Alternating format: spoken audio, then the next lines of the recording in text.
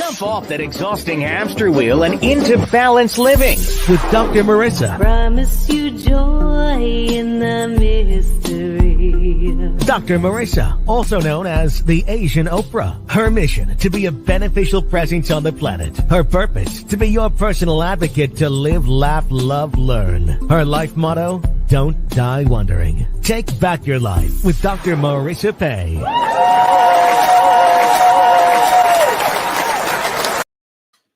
And welcome. You are tuned into Take My Advice. I'm not using it. Get Balance with Dr. Marissa, the morning show here on NBC News, CNBC News, and NBC Sports Radio station KCAA, AM 1050, FM 102.3, FM 106.5, and streaming everywhere.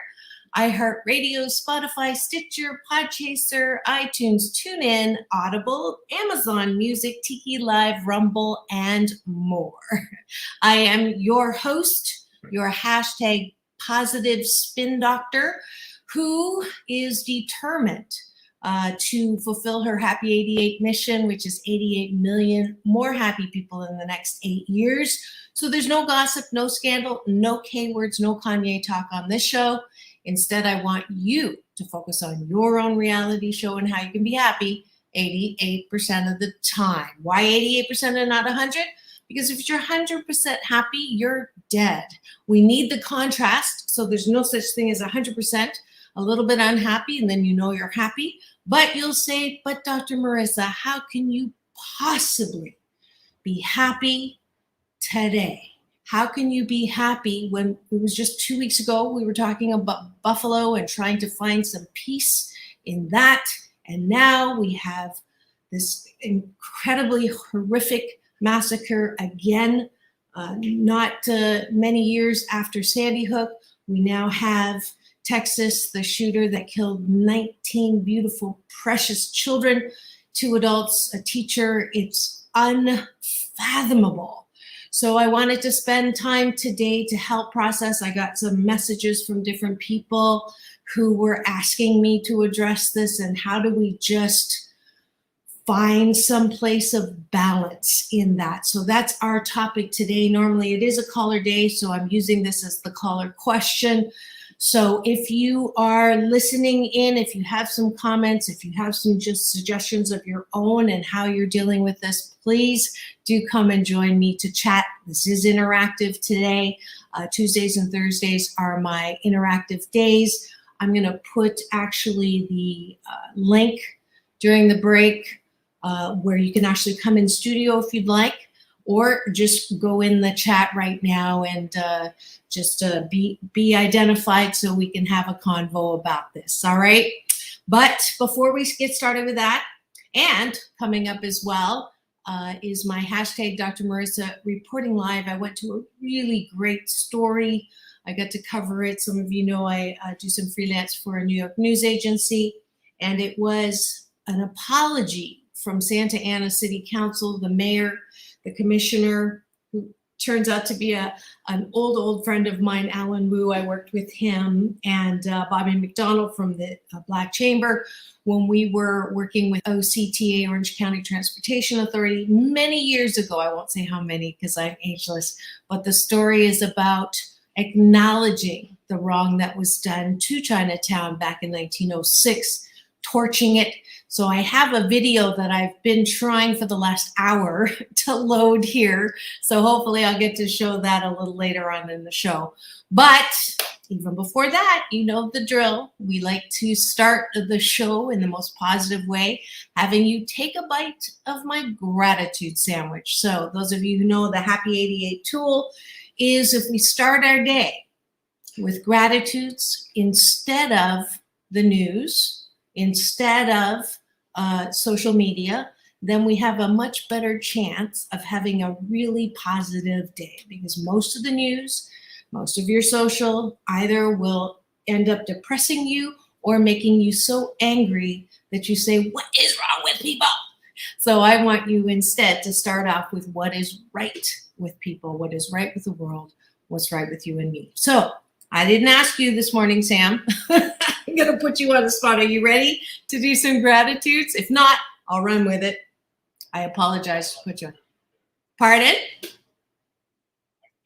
All right. So, those of you who are new to the show, my wonderful sound engineer, I get two of them.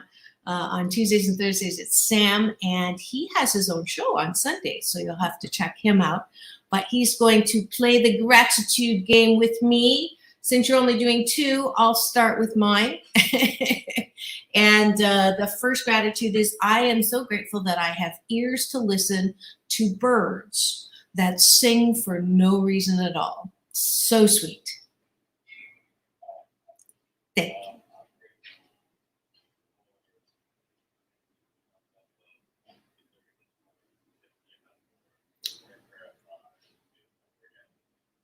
Good, good. I call it a blissipline. I'm grateful that since Valentine's Day, I have been on my bike in the morning before the show, and then every other day adding laps in the pool, which I did this morning, and I'm down 22 pounds since Valentine's Day.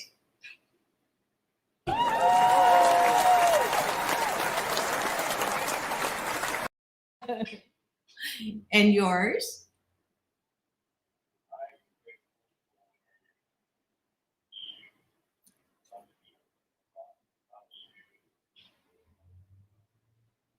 Great. I'm grateful that I get to go shopping every morning in my closet because I have a plethora of fashion that I get to choose from, and I'm so grateful for that. I knew it. I should have put money on it. And that's the beautiful thing about gratitude. Doesn't it make you feel good? All right. Sorry. Go ahead. Yes, music is gorgeous. I am grateful for air conditioning because when I'm still sweating from working out on the bike, I can sit here and have the air make me more comfortable. And we really are a first world country in that sense. And I try not to take that for granted. And for those of you who do take your first world status for granted, there's a great video that my youngest daughter showed me a long time ago, and it's called First World Problems. It's by an Asian guy, and I apologize, I can't remember who exactly, but if you just put that in YouTube, I think I highlighted on my channel as well. It's very funny, and it will absolutely make you appreciate where you are right now. And most of my audience is in the Americas or in Europe, where we do absolutely enjoy the comforts of life. So, all right, thank you very much, Sam, for that. Tonight, before you go to bed, is the bottom of the bun, which is appreciations of yourself. So what do you appreciate about yourself? And that replaces what is wrong with the day, what's wrong with me, why didn't I get that done, all the things that should have been done that didn't get done, worrying about people, places, and things that are out of our control, and thinking about people who've insulted us and how to get revenge. So when you have those thoughts at the end of the day, no wonder it's difficult to go to sleep. So instead, we approve three things that you, actually it's 8, but this morning it'll be 3 things that you approve of yourself. What are 3 adjectives? And we'll make it really short. I am funny, I am creative, and I am blissiplined. So those are my 3 things that I can fall asleep on tonight, knowing that I can approve of myself. I'm not 100% that way, but 88% of the time, I'm pretty good. 12% of the time I step in it, but I'm going to focus on the 88% of the time that I'm good. Sam, you want to try that?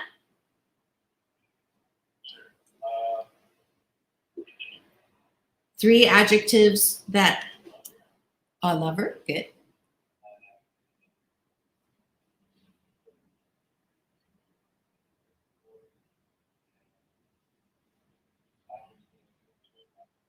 Beautiful.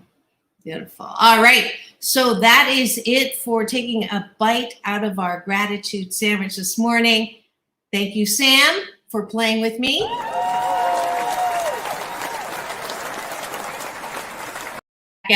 Back at you, giving you some applause. And we're going to take a quick break. When we come back, we're going to be talking about the horrific Texas school shooting and how to find balance in the midst of all of this upheaval emotionally, individually, and collectively in our country. When we come back here on Take My Advice, I'm Not Using It, Get Balance with Dr. Marissa, the morning show here on KCAA, the station that leaves no listener behind.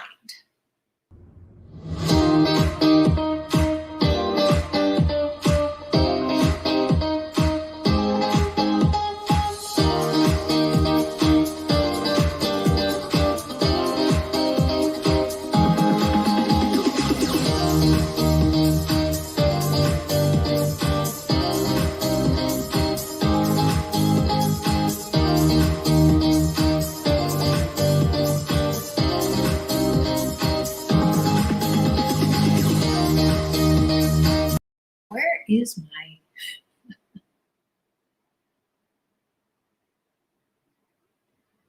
there it is. Welcome to Balanced Tai Chi Gong. My name is Dr. Marissa Pei. For the next 28 minutes, we will be slow dancing with the universe in a moving meditation that promotes inner peace, one breath at a time. Just follow the sound of my voice and move with me as I guide you through this ancient wisdom through New Thought practice. As a corporate psychologist, I created this practice in response to my life and those of my clients. We were professional, high achievement-oriented, multitasking control freaks and exhausted. No matter how many successes, it was never enough. That, coupled with a painful life experience, led me on a quest to find another way to live and back to my Chinese roots. If you practice regularly, I can promise you that it will impact all health vortexes, body, mind, spirit, soul. You will be in a place of balance and inner peace the way we were created. 谢谢. Be my partner, dance with me, just hold on, I will.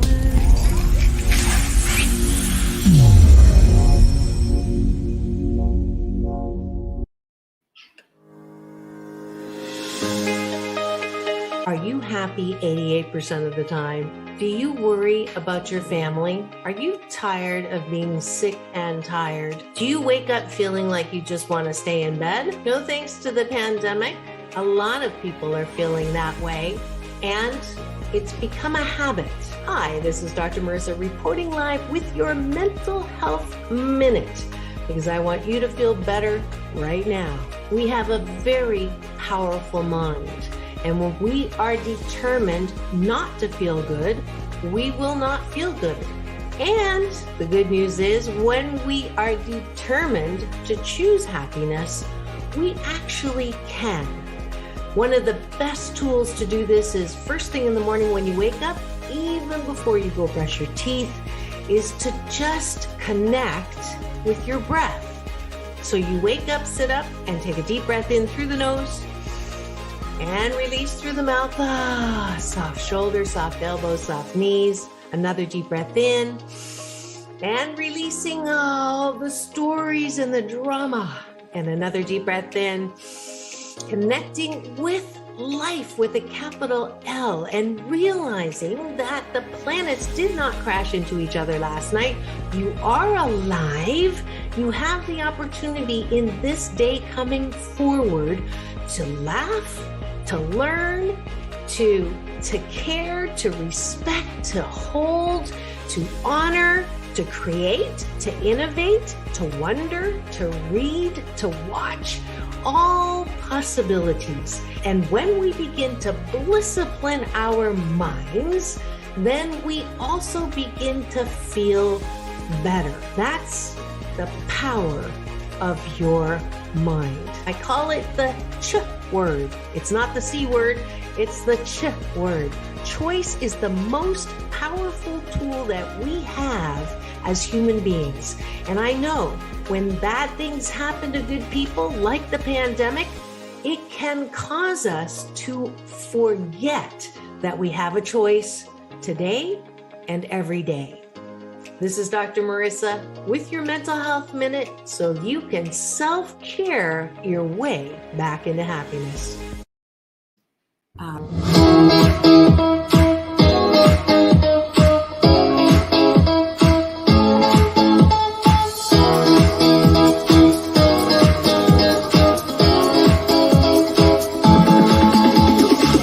Take back your life with Dr. Marissa Pay.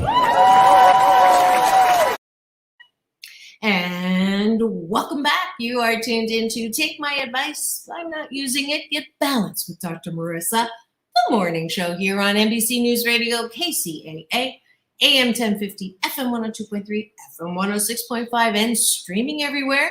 iHeartRadio, Spotify, Stitcher, and my YouTube channel, where if you free subscribe, you'll get an alert every weekday morning to join in on this positive show so that you can start your day in the most positive way. And you can also get interviews with my red carpet interviews with John Travolta, Quincy Jones, Halle Berry, Lieutenant Uhura, The Temptations, which we get to open for as the Agape International Choir next week. So I'm super excited about that. And I'm also super excited. Sam's making me tell you this. I wasn't going to say anything just in case the audition did not go well today. But today at noon, I made it past the first round.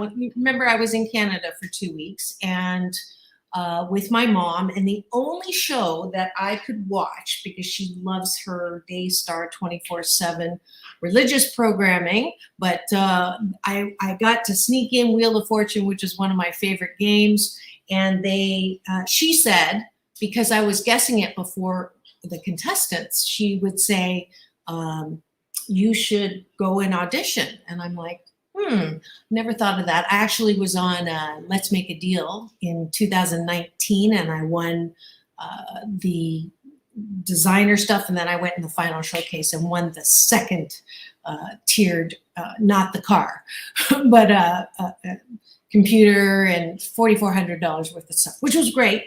And I got to play with Wayne Brady. But I sent in a little video telling why I thought I should be on the show. They tell you don't say it's for a bucket list. And I sent it in, and I got contacted when I got home saying you made it to the audition round. So today at noon, fingers crossed, I'll be one of the 3 contestants for the testing round. So wish me luck for that.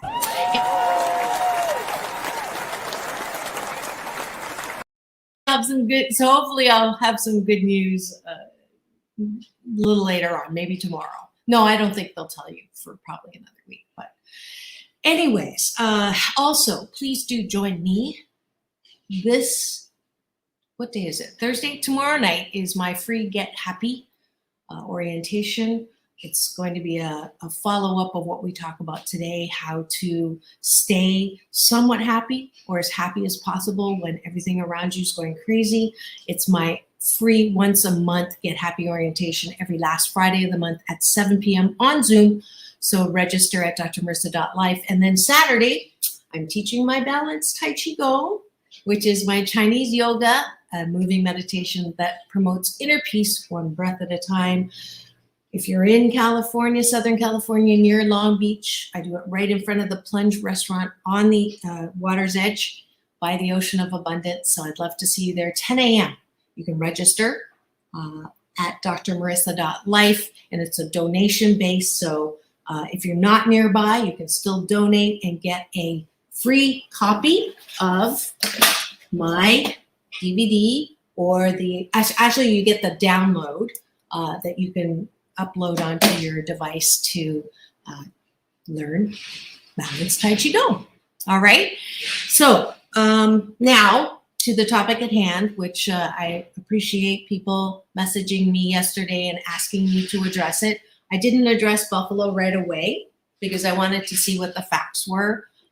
Oftentimes, people spend 2 days in front of the TV waiting for the details, and some of them are not accurate, and you end up listening to people's opinions, which may or may not be valid, or you listen to their conjecture and you react to it, which again, I don't feel like is a good use of my time, so I don't do that. However, because this is so fresh and because it came on the heels of not even 2 weeks ago, Buffalo, I am ready to help and to give you my process when it comes to tragedy. And those of you who remember the Seal Beach Salon shooting, which was the worst massacre in Orange County, I was asked to go on TV, and because of my position, my work, and being in the library that day when the victims' families were waiting to hear, as well as when Hannah, those of you who've seen me on TV addressing many different kinds of tragedies. So it is in my purview. And again, this is to help make you feel as at peace with this, and at the same time, knowing that you cannot just gloss over these kinds of tragedies. So those of you who have not watched the news, there's usually two reactions to things, polar opposite. One is you're immersed in it, you marinate in it, and you fall down that hole, and it's very difficult to get out of it. And so those of you who heard of it, and this is a normal reaction, it's like, oh my God, how could this happen? Oh my God, I can't believe it's children. Oh my God, how could somebody do this? And the weight of the pain and the heartbreak is almost untenable. And a person that reached out to me said, my heart is breaking. And yes, when things like this happen, it is heartbreaking. And it is not something we, some people go to the other extreme, which is, don't want to deal with it. It's too, it's too much pain. I don't want to feel it. So I don't even want to hear about it. And the world is going to hell in a handbasket. And I'm just going to, I'm not going to have children to bring them into this world because it's such a horrible place. And, we are all of the extremely judgmental, negative, not blinders towards anything that might suggest otherwise, to see this not in a positive light, but to move out of either hate and blame and shame and depression and heartbreak to the point of despair and fear and hopelessness. So in my experience, it is absolutely critical that you do allow yourself to feel pain.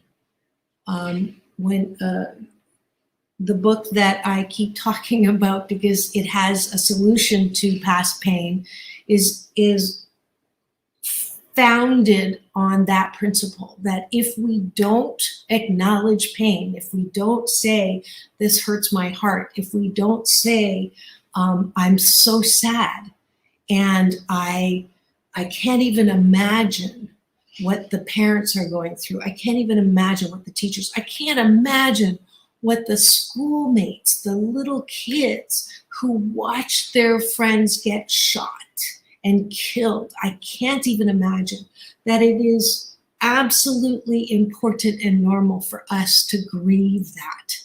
And of course, those who were very close to the situation, those, in Matthew McConaughey's hometown are reeling. And for them, it's kind of like when I was in that library in Seal Beach, and here are the victims' families waiting to hear if their loved ones are dead or alive. It's talking and trying to figure it out is not helpful. There were grief counselors walking around with these, pads of these tips, and talking points. And in my opinion, it's not the time to talk. So if you are feeling hurt and pain around all of this, then the good news is you know how to feel. You have empathy. You know how to feel compassion. And hugging, obviously, still COVID safe. If you don't have someone to hug yourself. Allow yourself to feel. Allow yourself to cry. Allow yourself to feel sad for a time. And tears, never apologize for feeling sad or compassionate or empathetic. Tears are the disinfectant that keep our hearts soft. So allow yourself to feel. What happened is horrific. What happened shouldn't have happened. What happened has so many questions around it, and also has some people super angry. So that's the other end of the emotion.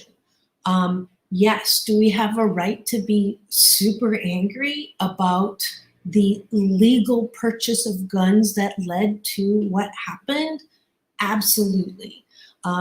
Are we going to turn on a dime and fix this? No, not possible.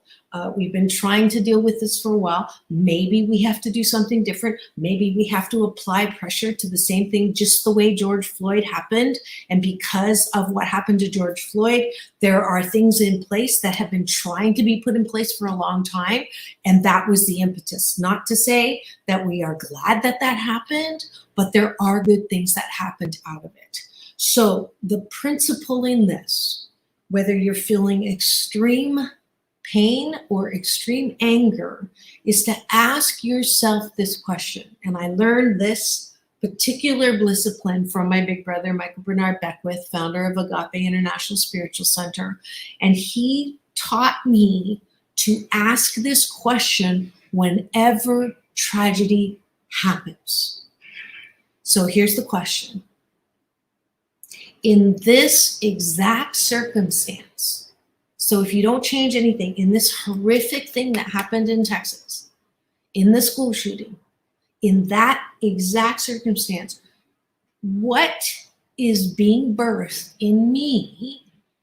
So my heart is breaking wide open. What is being birthed or what is being developed in me as my heart breaks open?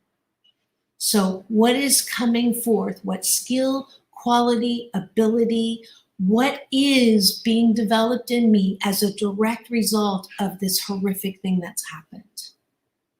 Am I feeling more compassionate?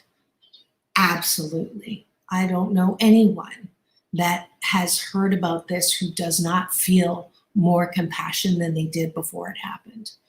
Am I feeling more commitment to being part of the solution? Absolutely. Am I feeling what is that I am being called to do more of?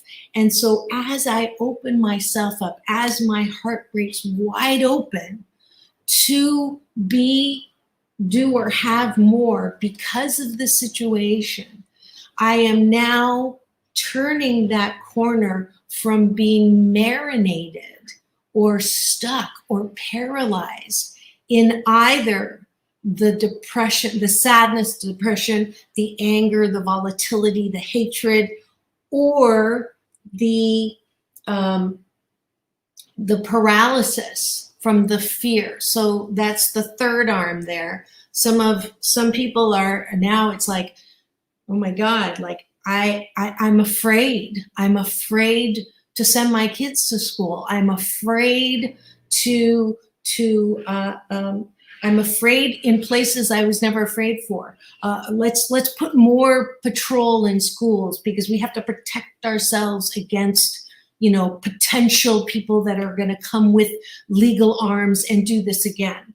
So there's the other extreme reaction that if you stay there too long, you're going to paralyze yourself. Fear is future events already ruined. And that is also not a healthy place to stay in. So, recap. If you're feeling extreme sadness, extreme anger, or extreme fear, feel it fully. Now, remember that you are not your feelings. Your feelings are your expression, so they don't have to take you to a place that is so deep and dark that you can never get out. You are balance-centered, whoever your name is. I am balance-centered, Dr. Marissa, and I can watch myself and check myself and say, what am I feeling right now? I'm feeling super sad. I'm feeling extremely, and I am sad. In doing the research for this show, I did read all of the things and the teacher and the 19 kids and the kids that are traumatized. I read all of that and I had this reaction, and that's normal and it's important. And I'll be processing this. People ask me how long is it normal to be sad? It's a total individual thing. But I do know that if I'm still doing this and I'm waking up in the morning and letting myself get buried in these feelings, that I can't live life and I can't function and I can't take care of the things that I need to take care of, like my children or my work or all those. If it's debilitating, so debilitating that I can no longer function, then I have gone too far into that pit. And that's when I use the discipline of coming and asking myself, what is being birthed? That turns the corner from paralysis into action. Is there something that I can do? Is it getting involved in something that if I have some political talents, maybe it is going and looking at gun control. Maybe it is looking at, if I'm a teacher, how can we support this? If you have money and you have money to give, there's donations.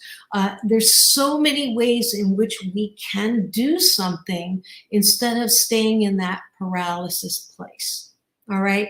So that is, that corner. The other thing that I think that we all are in a position to do that we don't realize how much power we have is in our own life force, which comes through breath.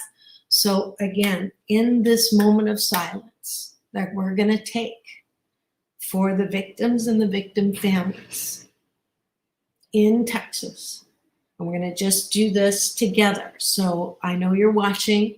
Nobody's identified yet in the chat, but that's cool. I want us to collectively, and the power in this is amazing because we all impact each other because we are all one. So if we all take a deep breath in through our nose now and releasing, soft shoulder, soft elbow, soft knees, igniting our physical. Another deep breath in and releasing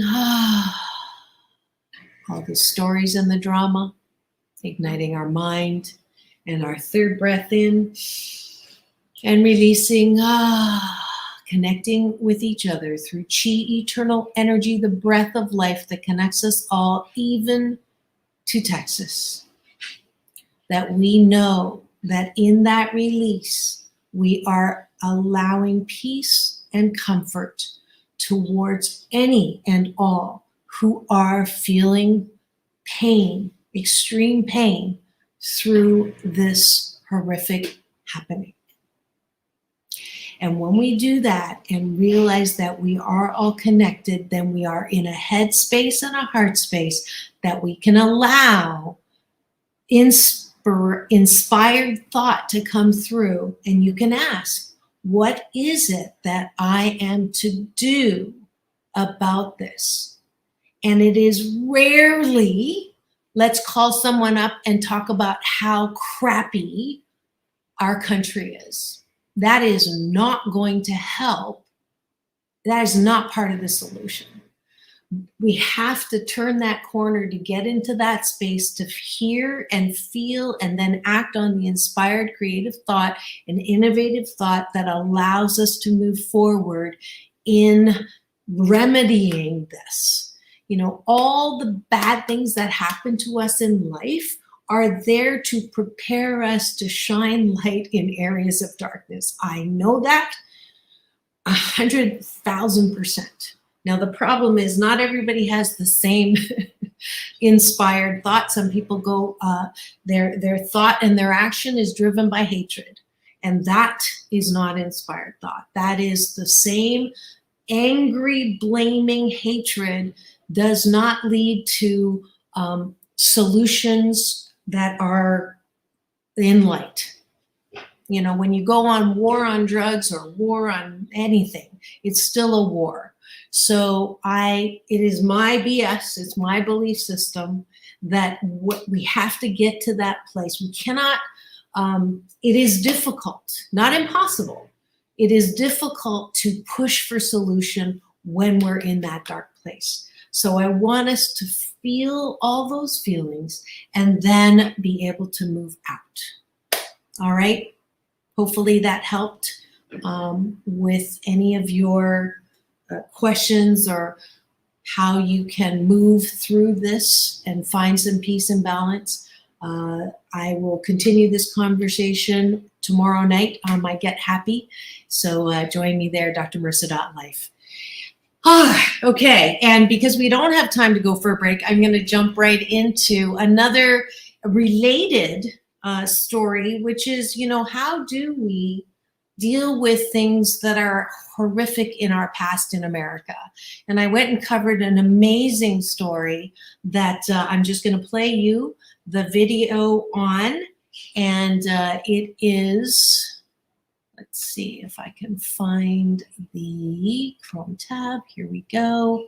And I'm just going to play this for you. And we'll chat about it after.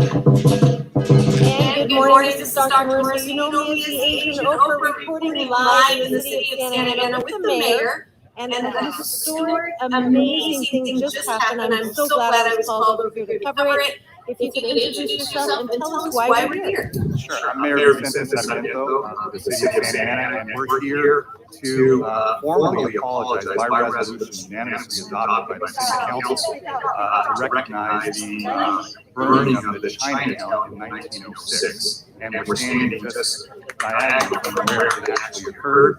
But really what we hope to do is, through all the pain that was felt in the displacement towards the Chinese immigrants here in Santa Ana, we're hoping that today is going to write a different chapter in our city's history, and for hopefully not only the Chinese immigrant community, but all immigrants that have come here looking for a better life. Beautiful. Thank you so much.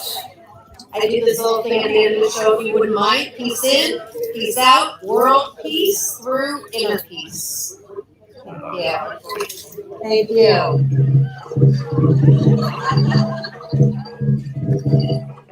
Can I have one?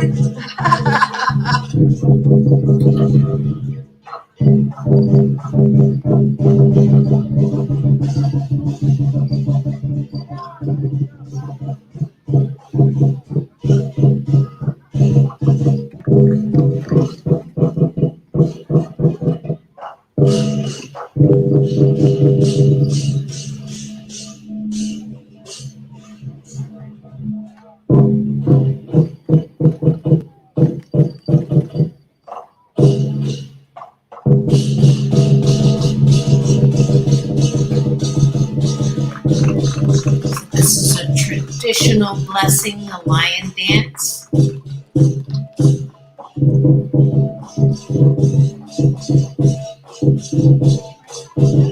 And there's Alan Wu, who was one of the important people that made this happen. And it's not often. And they're bowing now at the shrine of good luck. Paying homage.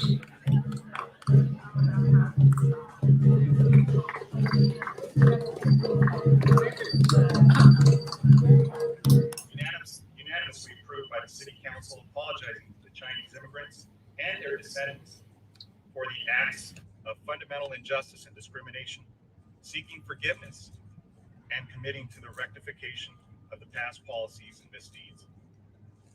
When the city's Board of Health issued an order to set fire to Chinatown in 1906, it led to the destruction of homes and businesses and the displacement of many in the Santa Ana Chinese community. Because we can't go forward without understanding our past. And so to the extent that we teach generations that we need to do better, that is really the objective of today. And to apologize for what we've done and to come to terms with what we've done. So many people from Asian, Pacific Islander, Latin American, African, and other backgrounds who didn't fit the mold of what it meant to be American face similar discrimination. Unfortunately, we haven't ended racism or discrimination in this country, but we hope that moments like today will help us take one more step towards true equality and acknowledge and accept our past and move into the future for our generations to come, and hopefully teach them what their identity is, what their past is, and do better with generations that follow. So it goes beyond just racism and xenophobia. And my role as a policymaker is not just to acknowledge it, but to make those racists uncomfortable by bringing us together in unity, because that's what it's about. Part of acknowledging this history is making sure we do everything we can to empower these communities that have been disenfranchised, marginalized, and pushed out, so that they know they have a presence that is important to this city, and that starts acknowledging those residents that still live here. The Lau families played an instrumental role in lives like mine. A Chicano, a Mexican American, they gave me my first job. They gave my family our first opportunity in this country. My family met the Lau family in 1956, and they have been nothing short of amazing to members in our community. And that is a testament to the original Chinese families that came to Santa Ana. Your excellence will never be forgot, and we will always lift your names in unity. And I am just honored and I'm humbled to see this crowd here today and to see the joy and the pride on people's faces. And it makes me proud to stand alongside my colleagues who unanimously supported this. It goes to show you that this city of Santa Ana embraces diversity and progress. The city of Santa Ana apologizes to all Chinese immigrants and their descendants who came to Santa Ana and were the victims of systemic and institutional racism, xenophobia, and discrimination. The city of Santa Ana acknowledges and condemns acts of fundamental injustice, terror, cruelty, and brutality, including the dismantling and destruction of the city's Chinatown. The city of Santa Ana recognizes the contributions and resilience of the Chinese community and their commitment to fostering reconciliation and friendship. And the city of Santa Ana resolves to rectify the lingering consequences of the historical discriminatory policies of the city of Santa Ana, and to use this resolution as a teaching moment for the public to move forward toward justice for all. Thank you. The burning of Chinatown was one of the greatest tragedies in Santa Ana's history. It was reported that a mass rally of 1,000 citizens gathered right here to watch and celebrate as Chinatown was burned to the ground. It was led by the efforts of our own city leaders at that time. Because not only did Glendale have a Chinatown that was burned, Pasadena had one, LA, but up in Oregon, Washington, in Chicago, in Denver, across the nation, there are other Chinatowns that went through similar experience, some more violently than the one that happened here in Santa Ana. But nevertheless, it occurred. It occurred because since the 1850s, there were laws that allowed it, such as the Chinese Exclusion Act.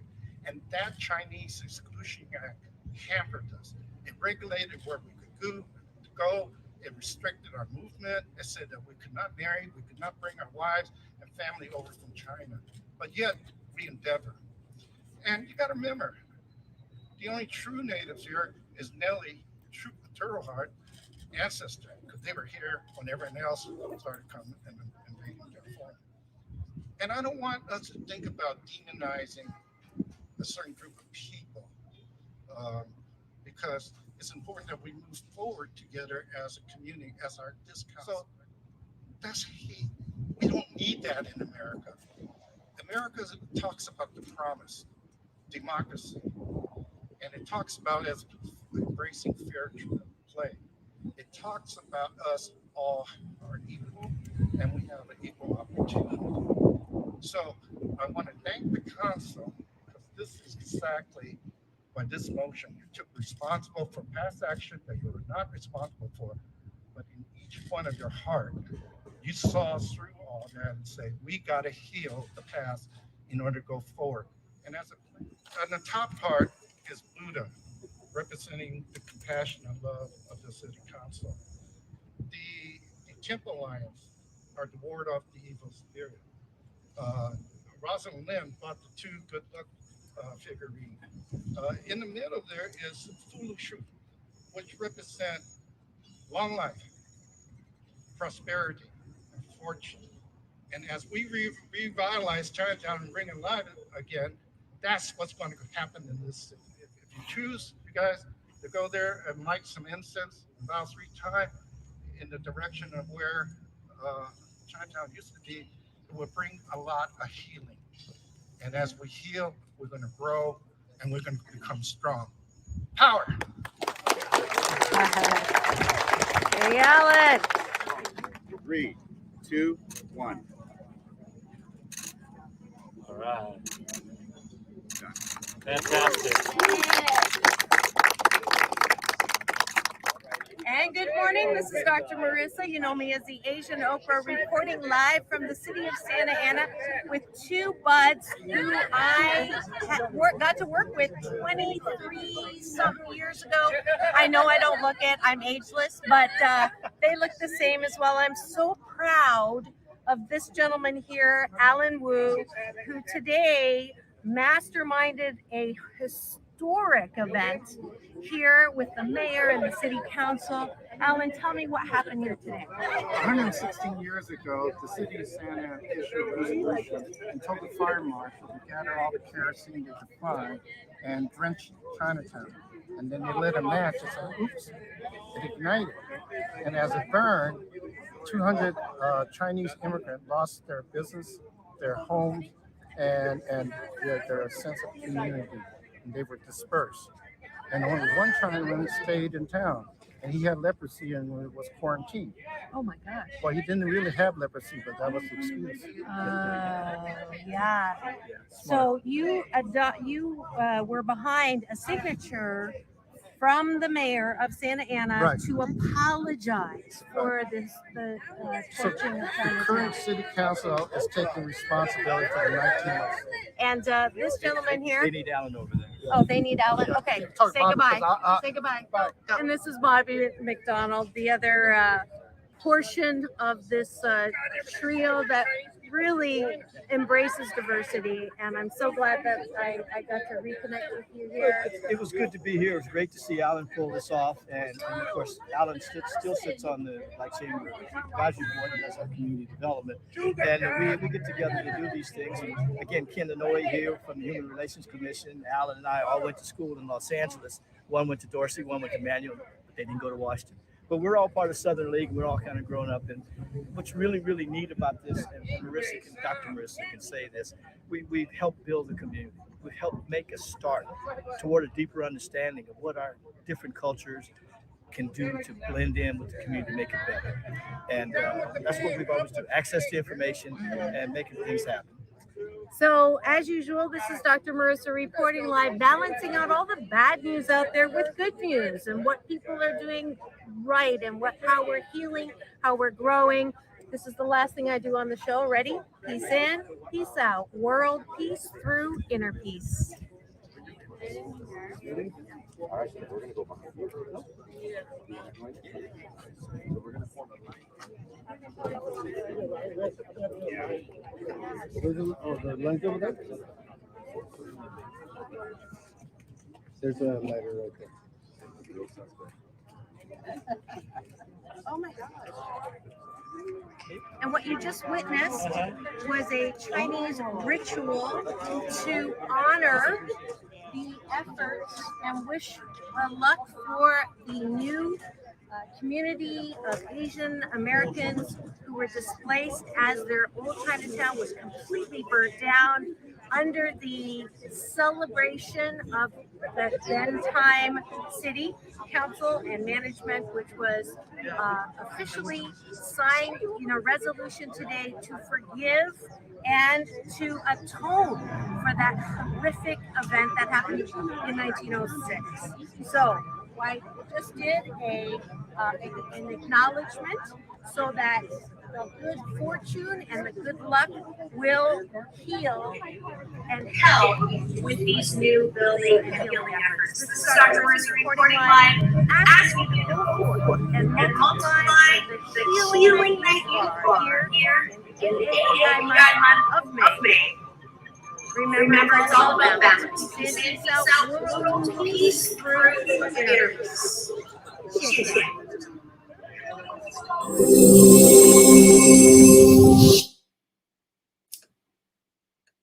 All right. I am going to give some applause.